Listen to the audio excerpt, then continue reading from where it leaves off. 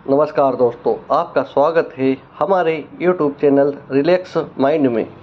जय श्री कृष्णा मित्रों, आपका स्वागत है। श्रीमद् भगवत गीता सिर्फ एक धर्म के लिए नहीं है, बल्कि इसे धरती के हर इंसान को पढ़ना और समझना चाहिए ताकि वह अपनी जिंदगी में सुख, शांति और सफलता को प्राप्त कर सके। कहा जाता है कि जिस घर में गीता का पाठ हर रोज पढ़ा जाता है या सुना जाता है, उस घर में भगवान श्री कृष्ण आते रहते हैं। श्रीमद् भगवत गीता एकमात्र ऐसा ग्रंथ है जो मनुष्य को जीने का सही तरीका बताती है। गीता जीवन में धर्म, कर्म और प्रेम का पाठ पढ़ाती है। श्रीमद् भगवत गीता का ज्ञान मानव जीवन और जीवन के बाद का जीवन दोनों के लिए उपयोगी माना गया है। गीता संपूर्ण जीवन दर्शन है और इसका अनुसरण करने वाला व्यक्ति सर्वश्रेष्ठ होता है। भगवत गीता में कुल 18 अध्याय है और 700 श्लोक है, जिसे सभी के लिए पढ़ आना थोड़ा मुश्किल है। इसीलिए आज के इस बेहद ही खास वीडियो में हम संपूर्ण गीता सार के बारे में बात करने वाले हैं, जिन्हें जानकर आप श्रीमद् भगवत गीता का सही मतलब समझ पाएंगे। इसलिए इन विचारों को आप हर रोज रात में सोने से पहले सुने। तो चलिए अब देर नहीं करते हुए वीडियो शुरू करते हैं। भगवान श्री कृष्ण कहते हैं, 4 वेदों का अर्थ नहीं भी जानो तो कोई बात नहीं, लेकिन समझदारी, जवाबदारी, वफादारी और ईमानदारी, इन 4 शब्दों का मर्म जान लो तो भी जीवन सार्थक हो जाएगा। भगवान श्री कृष्ण अर्जुन को उपदेश देते हुए कहते हैं कि हे अर्जुन, क्यों व्यर्थ चिंता करते हो, किससे व्यर्थ डरते हो, कौन तुम्हें मार सकता है। यह आत्मा अजर अमर है, आत्मा ना तो मरता है और न ही जन्म लेता है, क्योंकि आत्मा अजन्मा, नित्य, सनातन और पुरातन है। शरीर के मारे जाने पर भी यह नहीं मरता। जिस प्रकार मनुष्य अपने पुराने वस्त्रों को त्याग कर नए वस्त्र धारण करता है, ठीक उसी प्रकार आत्मा पुराने व्यर्थ शरीर को त्याग कर नए शरीर को धारण करती है। आत्मा को शस्त्र काट नहीं सकते और ना अग्नि इसे जला सकती है, जल इसे गीला नहीं कर सकता और ना ही वायु इसे सुखा सकती है। यह प्रकृति का नियम है। इस सत्य को स्वीकार करके भयमुक्त होकर आज में जीना चाहिए। ज्ञानी व्यक्ति ना तो मरने वाले का शोक करते हैं और ना ही उनका शोक करते हैं जो अभी जिंदा है, क्योंकि वह जानते हैं जो मर गया वह फिर से जन्म लेगा और जो जिंदा है वह एक दिन जरूर मरेगा। परंतु फिर भी अगर तुम इस आत्मा को सदा जन्म लेने वाला और सदा मरने वाला समझता है तो भी हे महाबाहो, तू इस प्रकार का शोक करने के योग नहीं है, क्योंकि इस मान्यता के अनुसार जन्मे हुए की मृत्यु निश्चित है और मरे हुए का जन्म लेना भी निश्चित है। हे अर्जुन, अपने धर्म से भाग कर तू भय मत कर, क्योंकि एक क्षत्रिय के लिए धर्म युक्त युद्ध से बढ़कर दूसरा कोई कल्याणकारी कर्तव्य नहीं है। हे पार्थ, अपने आप प्राप्त हुए और खुले हुए स्वर्ग के द्वार रूपी इस प्रकार के युद्ध को भाग्यवान क्षत्रिय लोग ही पाते हैं। किंतु अगर तुम धर्म युक्त युद्ध को नहीं करेगा तो स्वधर्म और कीर्ति को खोकर पाप को प्राप्त होगा तथा युगों युगों तक तुम्हारे अपकीर्ति की चर्चा होगी। सम्मानित पुरुष के लिए अपकीर्ति मौत से भी बढ़कर है। या तो तुम युद्ध में मारा जाएगा और स्वर्ग को प्राप्त होगा, या तो संग्राम में जीतकर पृथ्वी का राज्य भोगे। इस कारण हे अर्जुन, ठ और युद्ध कर हार जीत, लाभ हानि और सुख दुख को समान समझकर युद्ध के लिए तैयार हो जा। इस प्रकार युद्ध करने से तू पाप को नहीं प्राप्त होगा और यही तुम्हारा सबसे बड़ा धर्म और कर्म है। कर्म पर ज्ञान देते हुए भगवान श्री कृष्ण कहते हैं कि हे अर्जुन, कर्म करो लेकिन फल की इच्छा मत रखो। अपने संपूर्ण कर्मों को भगवान को समर्पित करके करो। जो मनुष्य इस प्रकार से कर्म करता है वह कर्मयोगी कहलाता है। कर्मयोगी की स्थिति इस संसार में एक दाता के समान है और वह कुछ पाने की कभी चिंता नहीं करता। वह जानता है कि वह दे रहा है और बदले में कुछ मांगता नहीं, और इसीलिए वह दुख के चंगुल में नहीं पड़ता। कर्मयोगी कर्म का त्याग नहीं करता है, वह केवल कर्मफल का त्याग करता है और कर्म जनित दुखों से मुक्त हो जाता है। कर्म फल का त्याग कर धर्म निरपेक्ष कार्य का संपादन भी पूजा के समान हो जाता है। संसार का कोई कार्य ब्रह्मा से अलग नहीं है, इसलिए कार्य की प्रकृति कोई भी हो निष्काम कर्म सदा ईश्वर को ही समर्पित हो जाता है। पुनर्जन्म का कारण वासनाओं या अतृप्त कामनाओं का संचय है। कर्मयोगी कर्मफल के चक्कर में ही नहीं पड़ता, अथ वासनाओं का संचय भी नहीं होता। इस प्रकार कर्मयोगी पुनर्जन्म के बंधन से भी मुक्त हो जाता है। कर्म योग हमारे ज्ञान को जागृत करता है। इसके बाद हम न केवल अपने वर्तमान जीवन के उद्देश्यों को बल्कि जीवन के बाद की अपनी गति का पूर्वाभास प्राप्त कर सकते हैं। इस योग में कर्म के द्वारा ईश्वर की प्राप्ति की जाती है। श्रीमद् भगवत गीता में कर्मयोग को सर्वश्रेष्ठ माना गया है। गृहस्थ और कर्मठ व्यक्ति के लिए यह योग अधिक उपयुक्त है। कर्म योग का कभी नाश नहीं होता। इसके संस्कार साधक के अंतःकरण में स्थित हो जाते हैं और वे साधक को दूसरे जन्म में पुनः साधन में लगा देते हैं। निष्काम भाव से किए गए कर्मों का विपरीत परिणाम भी नहीं होता है और ऐसा साधक भगवान को प्राप्त हो जाता है। श्री भगवान कहते हैं कि आसक्ति रहित कर्म वेदों से भी बढ़कर है। वेद भी सिर्फ 3 गुणों में समाप्त हो जाते हैं, उससे आगे वे भी नहीं जानते। उससे आगे है कर्म योग। श्री भगवान का कहना है कि कर्म करो लेकिन उससे आसक्ति मत रखो। बेहद बड़े जलाशय के प्राप्त हो जाने पर छोटे जलाशय में मनुष्य का जितना प्रयोजन रहता है, उसी तरह से जिसने ब्रह्मा तत्व को समझ लिया तब उसके लिए वेदों की कोई आवश्यकता नहीं रह जाती है। भगवान श्री कृष्ण कहते हैं, श्रेष्ठ पुरुष जैसा आचरण करता है अन्य पुरुष भी वैसा ही आचरण करते हैं। वह जो कुछ प्रमाण देता है समस्त मनुष्य समुदाय उन्हीं के पद चिन्हों पर अपने रास्ते चुनता है। इसलिए सज्जन व्यक्तियों को सदैव अच्छा व्यवहार करना चाहिए। हे अर्जुन, मेरा इन तीनों लो में ना तो कुछ कर्तव्य है और न ही कोई वस्तु प्राप्त करने योग्य है, फिर भी मैं कर्म में ही बरता हूँ, अर्थात मैं भी कर्म करते हुए अपने कर्तव्य का निर्वाह करता हूँ। श्री भगवान कहते हैं, हे पार्थ, यदि मैं कर्मों को करने में सावधानी ना बरत तो बड़ा अनर्थ हो जाएगा, क्योंकि मनुष्य सब प्रकार से मेरे ही मार्ग का अनुसरण करते हैं। इसलिए यदि मैं कर्म ना करूं तो यह सब मनुष्य नष्ट भ्रष्ट हो जाएंगे और मैं सत्ता का करने वाला हो जाऊंगा तथा इस समस्त प्रजा को नष्ट करने वाला बन जाऊंगा। हे भारत, जिनमें समझ नहीं होती वह कर्म में आसक्त होकर कर्म करते हैं। आसक्ति रहित विद्वान को भी चाहिए कि वह भी लोगों को सही दिशा दिखाने के लिए उसी प्रकार कर्म करें जो ज्ञानी है, जिन्हें ईश्वर की सच्चाई मालूम हो चुकी है। उनकी यह जिम्मेदारी बन चुकी है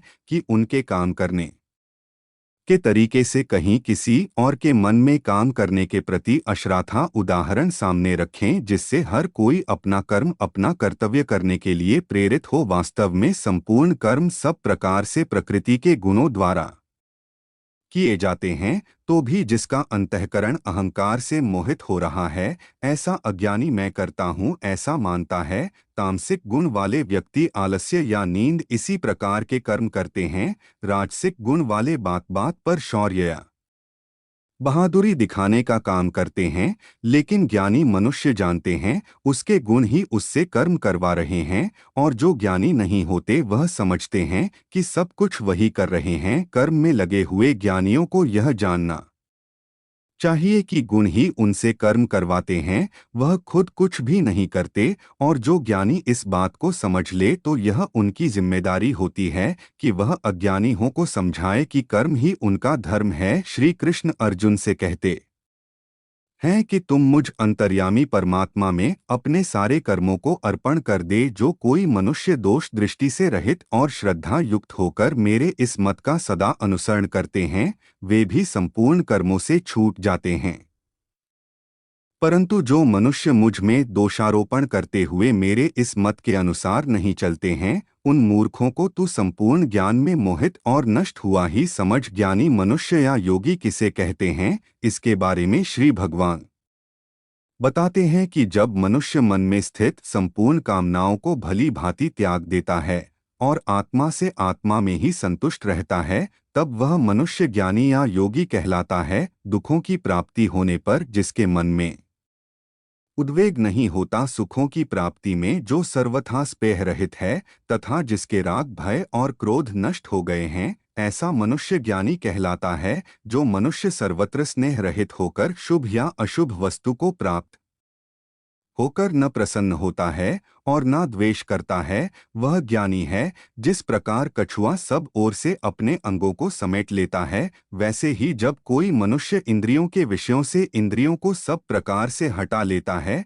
तब वह स्थिर बुद्धि मनुष्य ज्ञानी के समान है, ऐसा समझना चाहिए। इसलिए साधक को चाहिए कि वह उन संपूर्ण इंद्रियों को वश में करके समाहित चित्त होकर मेरा ध्यान करें, क्योंकि जिस पुरुष की इंद्रियां वश में होती है, उसी की बुद्धि स्थिर हो जाती है। विषयों का चिंतन करने वाले पुरुष की उन विषयों में आसक्ति हो जाती है। आसक्ति से उन विषयों की कामना उत्पन्न होती है और कामना में विघ्न पड़ने से क्रोध उत्पन्न होता है। क्रोध से भ्रम पैदा होता है। स्मृति में भ्रम हो जाने से बुद्धि का नाश हो जाता है और बुद्धि का नाश हो जाने से उस पुरुष का पतन हो जाता है। जिस प्रकार हवा के झोंके नाव को भटका देती है, ठीक उसी प्रकार मनुष्य की इंद्रियां उसकी बुद्धि को भटका देती है। इसलिए हे महाबाहो, जिस पुरुष की इंद्रियां उसके बस में होती है, उसी की बुद्धि स्थिर है और वही पुरुष योगी या ज्ञानी कहलाता है।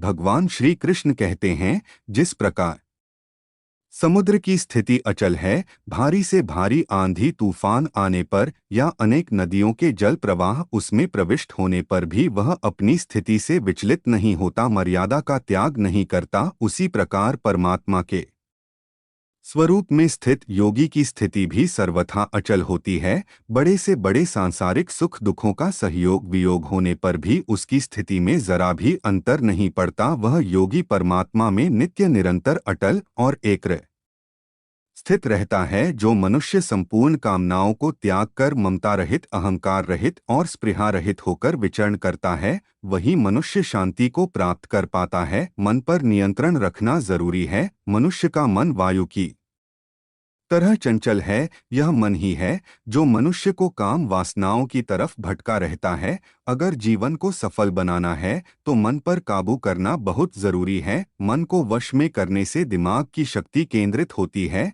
जिससे कार्यों में सफलता मिलने लगती है। गीता के अनुसार जिस व्यक्ति ने अपने मन पर काबू पा लिया, वह मन में पैदा होने वाली बेकार की चिंताओं और इच्छाओं से भी दूर रहता है। साथ ही व्यक्ति अपने लक्ष्य को भी आसानी से प्राप्त कर लेता है। अगर मन को वश में नहीं करोगे तो वह तुम्हारा सबसे बड़ा शत्रु बन जाएगा। हमेशा शक करने वाला व्यक्ति कभी शांति प्राप्त नहीं कर पाता है। इसलिए संदेह करने से बचे। अधिक संदेह करने से मन की शांति भंग हो जाती है और व्यक्ति भ्रमित होकर अपने संबंधों को नष्ट कर डालता है। जो हुआ वह अच्छा हुआ, जो हो रहा है वह अच्छा हो रहा है, जो होगा वह भी अच्छा ही होगा। तुम भूत का पश्चाताप ना करो, भविष्य की चिंता ना करो। अभी तो वर्तमान चल रहा है, तुम्हारा क्या गया। जो तुम रोते हो, तुम क्या लाए थे। जो तुमने खो दिया, तुमने क्या पैदा किया था। जो नाश हो गया, ना तुम कुछ लेकर आए ना कुछ लेकर जाओगे। जो लिया यहीं से लिया, जो दिया यहीं पर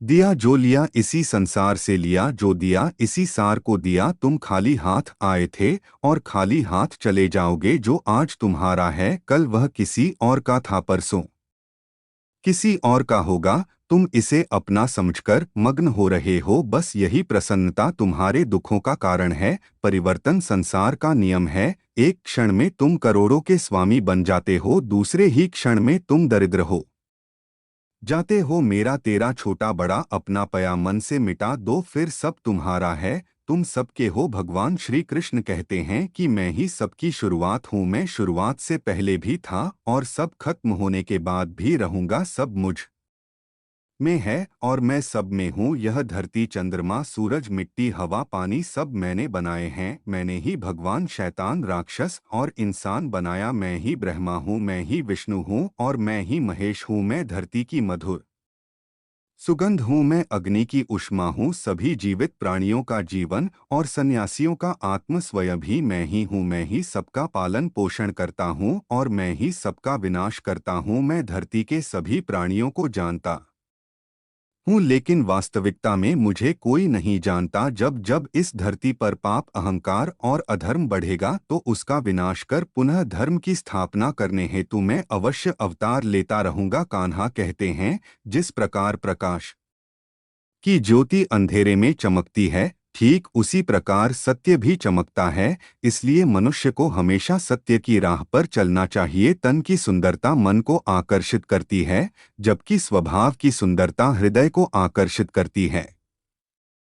इसीलिए मनुष्य का स्वभाव हमें हमेशा निर्मल होना चाहिए। कौन क्या कर रहा है, कैसे कर रहा है और क्यों कर रहा है, इन सब से आप जितना दूर रहेंगे उतना ही खुश रहेंगे। मनुष्य अपने हृदय से जो दान कर सकता है वह अपने हाथों से नहीं कर सकता, और मौन रहकर जो कुछ वह कह सकता है वह शब्दों से नहीं कह सकता। किसी भी व्यक्ति को ना तो समय से पहले और ना ही भाग्य से अधिक कुछ मिलता है, लेकिन उसे पाने के लिए सदैव प्रयत्नशील रहना चाहिए। भगवान श्री कृष्ण कहते हैं, जिस मनुष्य के अंदर ज्ञान की कमी और ईश्वर में श्रद्धा नहीं होती, वह मनुष्य जीवन में कभी भी आनंद और सफलता को प्राप्त नहीं कर पाता। मोह विनाश का कारण होता है। मनुष्य के दुखों का मूल कारण उसका मोह ही है। वह जितना अधिक मोह करेगा उतना ही अधिक कष्ट भी भोगे। ज्यादा खुश होने पर और दुखी होने पर निर्णय नहीं लेना चाहिए, क्योंकि यह दोनों परिस्थितियां आपको सही निर्णय नहीं लेने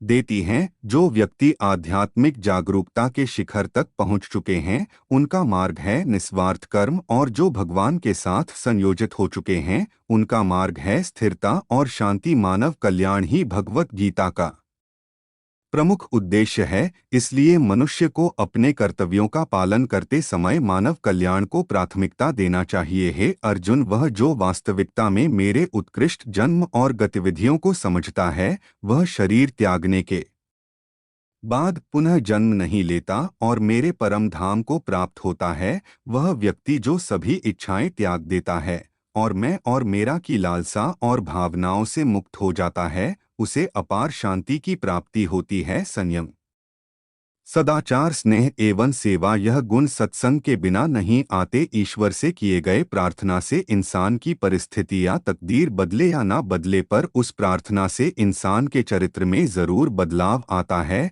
भगवान श्री कृष्ण कहते हैं, हे अर्जुन, जो भक्त मुझे जिस प्रकार भजते हैं मैं भी उनको उसी प्रकार भजता हूँ, क्योंकि सभी मनुष्य सब प्रकार से मेरे ही मार्ग का अनुसरण करते हैं। इस मनुष्य लोक में कर्मों के फल को चाहने वाले लोग देवताओं का पूजन किया करते हैं, क्योंकि उनको कर्मों से उत्पन्न होने वाली सिद्धि शीघ्र मिल जाती है। ब्राह्मण, क्षत्रिय, वैश्य और शूद्र, इन चार वर्णों का समूह गुण और कर्मों के अनुसार मेरे द्वारा रचा गया है। इस प्रकार उस सृष्टि रचनादि कर्म का कर्ता होने पर भी मुझ अविनाशी परमेश्वर को तू वास्तव में अक्ता ही जान, जिसने अपने मन और इंद्रियों को जीत लिया है और जिसने समस्त भोगों की सामग्री का परित्याग कर दिया है। ऐसा आशा रहित पुरुष केवल शरीर संबंधी कर्म करता हुआ भी पापों को नहीं प्राप्त होता है। जिसको बिना मांगे जो मिले उसी में संतुष्ट रहता है, जो ना किसी से ईर्ष्या करता है और ना द्वेष, जो सुख दुख को डोट एक समान भाव से देखता है, ऐसा मनुष्य कर्म योगी कहलाता, जिसकी आसक्ति सर्वथा नष्ट हो गई है, जो अपने देह पर अभिमान नहीं करता और जो ममता से रहित हो गया है, जिसका चित्त निरंतर परमात्मा के ज्ञान में स्थित रहता है। वैसा कर्मयोगी अपना कर्म यज्ञ की तरह करता है और मोक्ष को प्राप्त होता है, जो अपना सब कुछ परमात्मा को अर्पित कर देता है, जिसके लिए परमात्मा ही सब कुछ है, जो अपने हर कर्म में परमात्मा को देखता है और हर कर्म परमात्मा के लिए करता है। वैसा कर्मयोगी मोक्ष का अधिकारी होता है। कान्हा कहते हैं, अपनी इंद्रियों को वश में करने का सबसे बड़ा तरीका है ज्ञान। ज्ञान से ही योगी लोग अपने मन को नियंत्रण में करते हैं। जब भी कोई बुरा विचार आता है तो उनका ज्ञान ही उसे बताता है कि उनका लक्ष्य यह नहीं है। भगवान श्री कृष्ण कहते हैं, यदि कोई मनुष्य सब पापियों से भी अधिक पाप करने वाला है तो भी वह ज्ञान रूपी नाव द्वारा परमात्मा की भक्ति करके पाप रूपी समुद्र से तर जाता है। क्योंकि जिस प्रकार प्रज्वलित अग्नि ईंधन को भस्मम कर देता है, वैसे ही ज्ञान रूप अग्नि संपूर्ण कर्मों को भस्ममय कर देता है और मनुष्य परमात्मा को डोट प्राप्त हो जाता है। जिसने अपनी इंद्रियों को जीत लिया है वह मनुष्य ज्ञान को प्राप्त होता है और भगवान की कर परम शांति को प्राप्त हो जाता है। विवेकहीन और श्रद्धा रहित और संशय युक्त मनुष्य इस ज्ञान को डोट कभी प्राप्त नहीं कर पाता है। ऐसे संशय युक्त मनुष्य के लिए ना यह लोक है ना परलोक है और ना सुख ही है। श्री भगवान भगवत गीता में कहते हैं कि व्यक्ति को सदैव बुराई से बचकर रहना चाहिए। अगर कोई बुरा कर्म करता है तो वह कर्म उसको अपने जीवन में भोगना ही पड़ता है। जिस प्रकार बछड़ा हजारों के झुंड में भी अपनी मां को खोज लेता है, वैसे ही कर्म का फल आपको हजारों की भीड़ में भी खोज लेगा। माधव कहते हैं, किसी जीव को डोट कष्ट देकर आप मुझे खुश नहीं देख सकते हो। श्री कृष्ण जगत के स्वामी है, वह कण कण में निवास करते हैं। छोटे से छोटे जीव के हृदय में ईश्वर का वास होता है। उस जीव को कष्ट का अनुभव होना ईश्वर को कष्ट का अनुभव कराता है। अर्थात किसी जीव को कष्ट देकर अपने ईश्वर को खुश कैसे देख सकते हैं। मनुष्य हमेशा अपने भाग्य को कोसता है, यह जानते हुए भी कि भाग्य से भी ऊंचा उसका कर्म है जो उसके स्वयं के हाथों में है। जितना इंतजार परमात्मा आपसे करवा रहा है, समय आने पर वह इतना देगा कि संभाल भी नहीं पाओगे। कोई आपका साथ ना दे तो राश मत होना, क्योंकि परमात्मा से बड़ा हमसफर कोई नहीं होता। विश्वास के बगैर इस दुनिया में कोई भी रिश्ता ज्यादा देर तक कायम नहीं रह सकता। केवल ज्ञान ही एक ऐसा अक्षय तत्व है जो कहीं भी किसी भी अवस्था में और किसी भी काल में मनुष्य का साथ नहीं छोड़ता। धरती पर जिस प्रकार मौसम में बदलाव आता है, उसी प्रकार जीवन में भी सुख दुख आता जाता रहता है। युद्ध हो या जीवन सफलता केवल 3 शस्त्रों से प्राप्त होती है, धर्म, धैर्य और साहस। कोई भी मनुष्य जन्म से नहीं बल्कि अपने कर्मों से महान बनता है। कुछ पाना है तो खुद पर भरोसा कीजिए, क्योंकि सहारे कितने भी सच्चे और अच्छे हो साथ छोड़ ही जाते हैं। मित्र गरीब है या अमीर मायने नहीं रखता, बल्कि वह आपके बुरे समय में आपका साथ कितना देता है यह मायने रखता है। धर्म चाहे जो भी हो, अच्छे इंसान बनो, हिसाब हमारे कर्म का होगा, धर्म का नहीं। प्रकृति के 3 गुण सत्व गुण, रजगुण और तम गुण से उत्पन्न होने वाले भाव, उन सबको तू मुझसे उत्पन्न होने वाला समझ, परंतु प्रकृति के गुण मेरे अधीन रहते हैं, मैं उनके अधीन नहीं हूँ। प्रकृति के इन तीनों गुणों से उत्पन्न भावों द्वारा संसार के सभी जीव मोहग्रस्त रहते हैं। इस कारण वे मुझ परम अविनाशी को नहीं जान पाते हैं। हे अर्जुन, इन तीनों दिव्य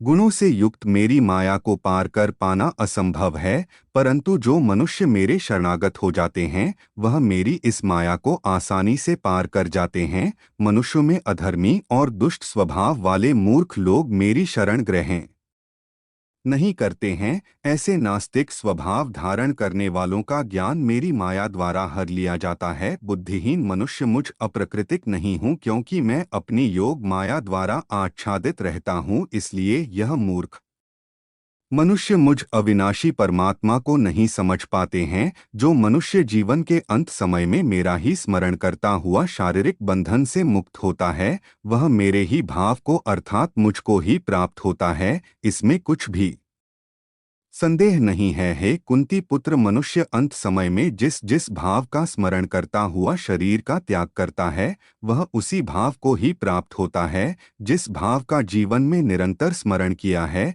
इसलिए हे अर्जुन, तू हर मेरा ही स्मरण कर, मन बुद्धि से मेरे शरणागत होकर तू निश्चित रूप से मुझको ही प्राप्त होगा। हे पृथा पुत्र, जो मनुष्य बिना विचलित हुए अपनी चेतना अर्थात आत्मा से योग में स्थित होने का अभ्यास करता है, वह निरंतर चिंतन करता हुआ उस दिव्य परमात्मा को ही प्राप्त होता है। मनुष्य को उस परमात्मा के स्वरूप का स्मरण करना चाहिए जो कि सभी को जानने वाला है, पुराण है, जगत का नियंता है, सूक्ष्म से भी अति सूक्ष्म है, सभी का पालन करता है, अकल्पनीय स्वरूप है, सूर्य के समान प्रकाशमान है और अंधकार से परिस्थित है। जो मनुष्य मृत्यु के समय अचल मन से भक्ति में लगा हुआ योग शक्ति के द्वारा प्राण को दोनों भौहों के मध्य में पूर्ण रूप से स्थापित कर लेता है, वह निश्चित रूप से परमात्मा के उस परम धाम को ही प्राप्त होता है। हे पृथा पुत्र अर्जुन, जो मनुष्य मेरे अतिरिक्त अन्य किसी का मन से चिंतन नहीं करता है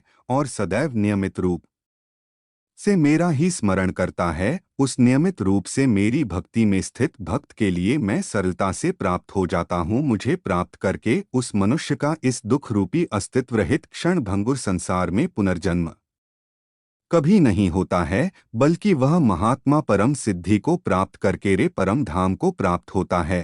हे अर्जुन, इस ब्रह्मांड में निम्न लोक से ब्रह्मा लोक तक के सभी लोकों में सभी जीव जन्म मृत्यु को प्राप्त होते रहते हैं, किंतु हे कुंती पुत्र अर्जुन, मुझे प्राप्त करके मनुष्य का पुनर्जन्म कभी नहीं होता है। जो मनुष्य 1000 चतुर्युगों का ब्रह्मा का दिन और 1000 चतुर्युगों की ब्रह्मा की रात्रि को जानते हैं, वह मनुष्य समय के तत्व को वास्तविकता से जानने वाले होते हैं। ब्रह्मा के दिन की शुरुआत में सभी जीव उस अव्यक्त से प्रकट होते हैं और रात्रि की शुरुआत में पुनः अव्यक्त में ही विलीन हो जाते हैं। उस अव्यक्त को ही ब्रह्मा के नाम से जाना जाता है। हे पृथा पुत्र, वही यह समस्त जीवों का समूह बार बार उत्पन्न और विलीन होता रहता है। ब्रह्मा की रात्रि के आने पर विलीन हो जाता है और दिन के आने पर अपने आप प्रकट हो जाता है।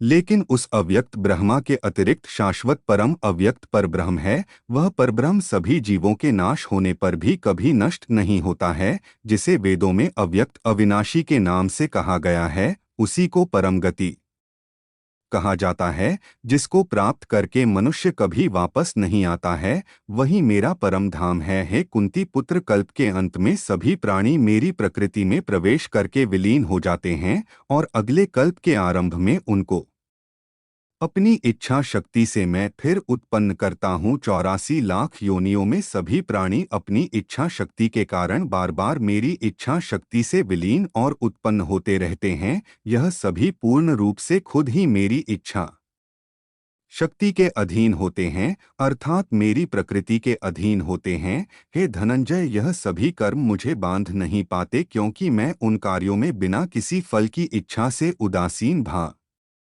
में स्थित रहता हूँ। हे कुंती पुत्र, मेरी अधीनता में मेरी अपरा शक्ति सभी चर तथा अचर जीव उत्पन्न और विनिते रहती है। इसी कारण से यह संसार परिवर्तनशील है। मूर्ख मनुष्य मुझे अपने ही समान जन्म मृत्यु को डोट प्राप्त होने वाला समझते हैं, इसलिए वह सभी मनुष्य जीवात्माओं का परम ईश्वर वाले मेरे स्वभाव को नहीं समझ पाते हैं। ऐसे मनुष्य कभी ना पूर्ण होने वाली आशा में, कभी ना पूर्ण होने वाले कर्मों में और कभी ना प्राप्त होने वाले ज्ञान में मोहग्रस्त होकर मेरी मोहने वाली भौतिक प्रकृति की ओर आकृष्ट होकर निश्चित रूप से राक्षसी प्रवृत्ति और आसुरी स्वभाव धारण किए रहते हैं। हे पृथा पुत्र, मोह से मुक्त हुए महापुरुष देवीय स्वभाव को धारण करके मेरी ग्रहण करते हैं और मुझको सभी जीवात्माओं का उद्गम जानकर अनन्य भाव से मुझ अविनाशी का स्मरण करते हैं। ऐसे महापुरुष दृढ़ संकल्प से प्रयत्न करके निरंतर मेरे नाम और महिमा का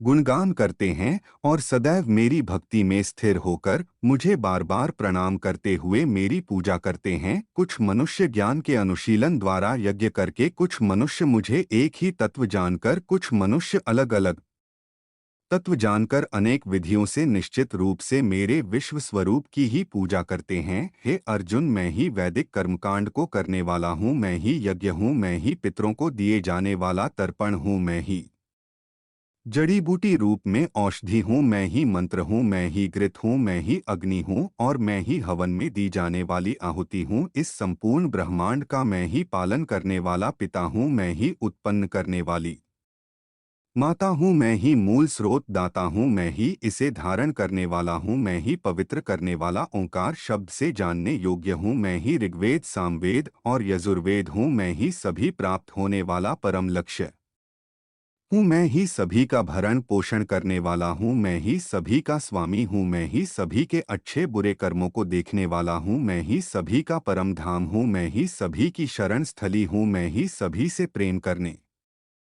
वाला घनिष्ठ मित्र हूँ, मैं ही सृष्टि को उत्पन्न करने वाला हूँ, मैं ही सृष्टि का संहार करने वाला हूँ, मैं ही सभी का स्थिर आधार हूँ, मैं ही सभी को आश्रय देने वाला हूँ और मैं ही सभी का अविनाशी कारण हूँ है। अर्जुन, मैं ही सूर्य रूप में तपक जल को भाप रूप में रोककर बारिश रूप में उत्पन्न होता हूँ, मैं ही निश्चित रूप से अमर तत्व हूँ, मैं ही मृत तत्व हूँ, मैं ही सत्य रूप में तत्व हूँ और मैं ही असत्य रूप में पदार्थ हूँ। जो मनुष्य तीनों वेदों के अनुसार यज्ञों के द्वारा मेरी पूजा करके सभी पापों से पवित्र होकर स्वर्ग लोकों की प्राप्ति के लिए प्रार्थना करते हैं, वह मनुष्य अपने पुण्य के फल स्वरूप इंद्रलोक में जन्म को प्राप्त होकर स्वर्ग में देवी देवताओं वाले सुखों को भोगते हैं। वह जीवात्मा उस विशाल स्वर्ग लोक के सुखों का भोग करके पुण्य फलों के समाप्त होने पर इस मृत्यु लोक में पुनः जन्म को प्राप्त होते हैं। इस प्रकार तीनों वेदों के सिद्धांतों का पालन करके सांसारिक सुख की कामना वाले मनुष्य बार बार जन्म और मृत्यु को प्राप्त होते रहते हैं। जो मनुष्य एकमात्र मुझे लक्ष्य मानकर अनन्य भाव से मेरा ही स्मरण करते हुए कर्तव्य कर्म द्वारा पूजा करते हैं, जो सदैव निरंतर मेरी भक्ति में लीन रहता है, उस मनुष्य की सभी आवश्यकताएं और सुरक्षा की जिम्मेदारी मैं स्वयं निभाता हूँ। मेरे ऐश्वर्य के प्रभाव को ना तो कोई देवतागण जानते हैं और ना ही कोई महान ऋषिगण ही जानते हैं, क्योंकि मैं ही सभी प्रकार से देवताओं और महर्षियों को उत्पन्न करने वाला हूँ। जो मनुष्य मुझे जन्म मृत्यु रहित आदि अंत रहित और सभी लोकों का महान ईश्वरीय रूप को जान जा है, वह मृत्यु को प्राप्त होने वाला मनुष्य मोह से मुक्त होकर सभी पापों से मुक्त हो जाता है। हे अर्जुन, संशय को मिटाने वाली बुद्धि, मोह से मुक्ति दिलाने वाला ज्ञान, क्षमा का भाव, सत्य का आचरण, इंद्रियों का नियंत्रण, मन की स्थिरता, सुख दुख की अनुभूति, जन्म मृत्यु का कारण, भय अभय की चिंता, अहिंसा का भाव, समानता का भाव, संतुष्ट होने का स्वभाव,